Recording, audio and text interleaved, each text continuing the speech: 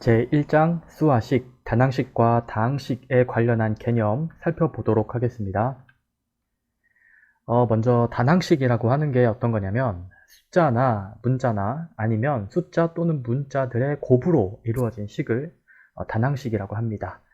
예를 보면 그냥 2라고 써져 있는 이것도 그냥 단항식이 되는 거고요. 그리고 문자 x만 써져 있는 것도 단항식이 됩니다. 그리고 숫자랑 문자가 이렇게 같이 곱셈으로 연결되어 있는 것도 단항식이라고 부릅니다. 이 예사도 마찬가지 마이너스 5라고 하는 숫자랑 그 다음에 문자 x, y가 이렇게 곱셈으로 연결되어 있으니까 이것도 단항식이 됩니다. 자, 그 다음 개수. 개수가 뭐냐면 이 단항식의 숫자 부분만을 이 개수라고 합니다. 예를 들어서 2는 이 숫자가 2밖에 없죠. 그래서 그냥 개수가 2다 라고 하고요. 그 다음에 이번에는 문자 앞에 숫자가 사실 1이 생략되어 있는 거예요. 그래서 개수가 1이다 라고 말을 하는 거고요. 그 다음에 3번 같은 경우에는 이 x, 문자 앞에 숫자 부분이 4죠. 그래서 이 단항식의 개수는 4다 라고 말하는 거고요. 그 다음에 이제 얘 4번 같은 경우에는 문자 x, y 앞에 숫자가 마이너스 5라서 개수가 마이너스 5가 됩니다. 자, 다음으로 이제 차수인데요. 차수는 이제 몇 차 이렇게 말하죠. 1차식, 2차식 이런 식으로 이제 앞으로 말을 할 텐데 그때 차수는 문자의 총 개수를 의미하는 것이다 라고 알아두시면 됩니다. 자, 예를 들어서 1번부터 볼까요? 1번은 문자가 아예 없죠. 그래서 이런 것을, 이런 식을, 이런 단항식이죠. 이 단항식을 이제 0차라고 하기도 하고요.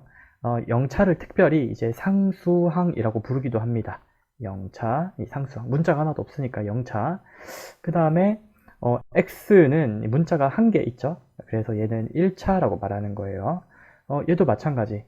지금 숫자 4랑 문자 x 한 개가 있으니까 문자의 개수가 차수. 그래서 얘는 1차식이 됩니다.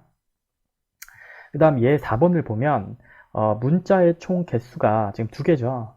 x랑 y 두 개가 있으므로 얘는 2차라고 말을 할 수가 있어요. 아무 말 없이 이 마이너스 5xy는 몇 차냐 라고 물어보면 2차다 라고 말을 해주는 것이고요. 그런데 특별히 이렇게 물어보는 경우도 있습니다. x에 관하여 라고 물어보는 거예요. x에 관하여. 자, 이런 말이 나오면 이제 x를 문자로 봐라 라는 말이에요. x를 문자로 봐라. x를 문자 취급해라 라는 거예요. 그렇다는 말은 y는 이제 숫자로 취급하라 이런 말이 되는 거죠. 그렇기 때문에 x에 관하여 라고 하면 x만 문자로 취급했을 때에는 이 x가 한 개밖에 없으니까 1차 이렇게 되는 겁니다. 자, 그러면 그때 개수가 어떻게 될까요? 개수는 이 문자 앞에 있는 숫자라고 했는데 지금 x에 관하여 라고 하는 말을 쓰면 x만 문자로 취급하는 것이기 때문에 마이너스 5랑 y는 이제 숫자로 취급하는 거예요. 나머지는 숫자. 그렇기 때문에 x에 관하여 라고 하는 말이 나오면 이때 개수는 마이너스 5y가 된다라는 겁니다. 괜찮겠죠? 자, 그리고 이제 다항식 보겠습니다. 다항식. 이게 마늘 다자를 쓰고 있기 때문에 단항식들의 합이나 차로 이루어진 식을 다항식이라고 합니다. 예를 들어 볼까요? 여기 앞에 있는 거. 요거 이제 단항식이죠? 이 뒤에 있는 거. 요것도 이제 단항식이죠? 단항식과 단항식의 합으로 이루어져 있으니까 이것들은 모두 다 이제 다항식이 되는 겁니다. 자, 그런데 이제 1번을 보면 자, 이 다항식의 차수를 물어보는 경우도 있어요. 다항식의 차수를 물어볼 때에는 가장 높은 차수로 대답해주면 됩니다. 자, 이게 무슨 말이냐면 자, 여기는 x에 관하여 몇 차냐 라고 물어보면 이거 0차 상수죠. 문자 개수가 하나도 없으니까. 그 다음 얘는 x에 관하여 1차가 됩니다. 그러면 이 다항식 전체의 차수는 몇 차야 라고 물어보면 얘는 1차다 라고 말을 해주는 거예요. 가장 높은 차수, 요걸로 이제 대답을 해주면 됩니다. 자, 마찬가지로 이 식의 x에 관하여 몇 차냐 라고 물어보면 1차죠. 그리고 y에 관하여도 1차 이렇게 됩니다.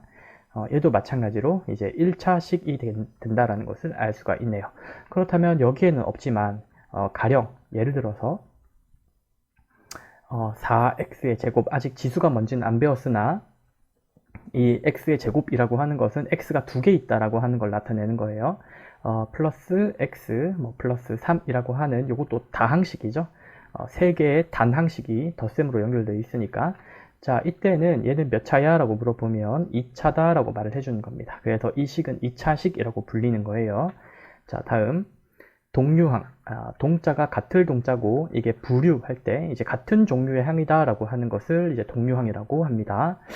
문자의 종류와 개수가 같은 항을 이제 동류항이라고 해요.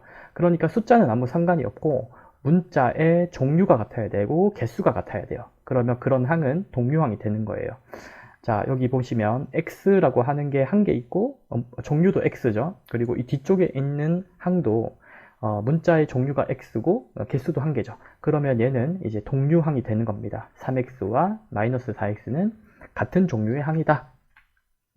자, 그런데 만약에 2x의 제곱이다 라고 하면 3x와 2x 제곱은 동류항이 아니에요. 왜냐하면 문자의 종류는 x로 같지만 개수가 다르죠. 그래서 이런 것은 이제 동류항이라고 할 수가 없다.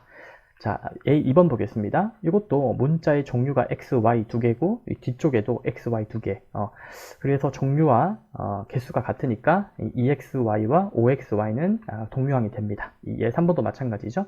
xz 그리고 xz 문자의 종류와 개수가 각각 한 개씩 같으므로 동류항으로 볼 수가 있습니다. 자, 이렇게 해서 첫 시간 이 차수나 다항식, 단항식, 그리고 개수의 의미가 무엇인지 살펴보았습니다.